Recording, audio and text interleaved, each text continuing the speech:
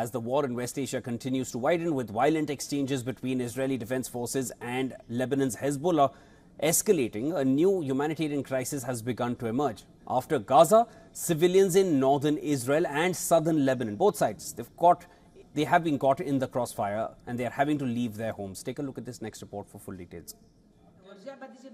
Feryal Mehsen evacuated her family from the village of Seddiqine in southern Lebanon. She went back to fetch their belongings and help her neighbours leave. I don't scare easily, she says. Then an Israeli airstrike hit close by. In a school-turned shelter in Beirut, she scrolls through messages from loved ones who feared the worst.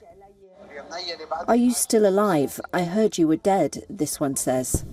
Israel's bombardment of southern villages, striking what it says are sites linked to the Iran-backed group Hezbollah, has driven tens of thousands of Lebanese like Mehsen from their homes. The 2-hour drive to Beirut took the whole day when they joined the throng clogging the highways. And they ended up in the same shelter that Mehsen used during the last major conflict between Israel and Hezbollah in July 2006. I witnessed the July war. We were definitely scared, but not like these days. We suffered and were displaced onto the streets. And we also faced that in 2006, but now the situation is much harder.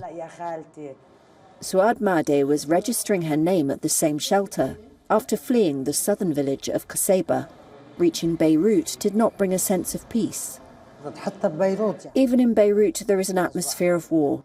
Of course we're in a war, she says.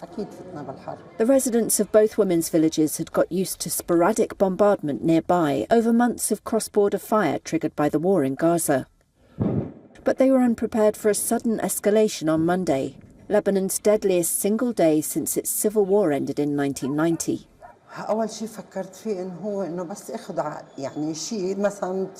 The first thing I thought of was to take some clothes so I could change if we got somewhere. Just the basics, and of course, the medicines I take. Nothing more than that. No one cares anymore about little things like the house, because fear takes over. You just want to get out alive.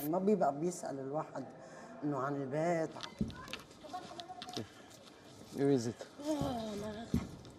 It's over our head. That's the sound of rockets being intercepted over northern Israel, where Oren Kakun is sheltering in a hotel, as he has since last October 7th. When he fled the town of Shlomi, fearing Hezbollah fighters might cross the nearby Lebanese border and attack Israel like Hamas did that day, killing 1,200 people, according to Israeli tallies. He's one of tens of thousands who've left homes in northern Israel in recent months, and he sees hope in the latest escalation. I think we see a little bit light, that we attack seriously Hezbollah, that we show them that we want to go back home. And this is what we see now, that the strength of the IDF, that wasn't there in the 7th of October. And all of us are hopefully that it will be until we get safe again. As the fighting has slowed in the ruins of Gaza, Israel's military focus has shifted to the north. Prime Minister Benjamin Netanyahu has been under growing political pressure to bring the evacuated residents back to their homes.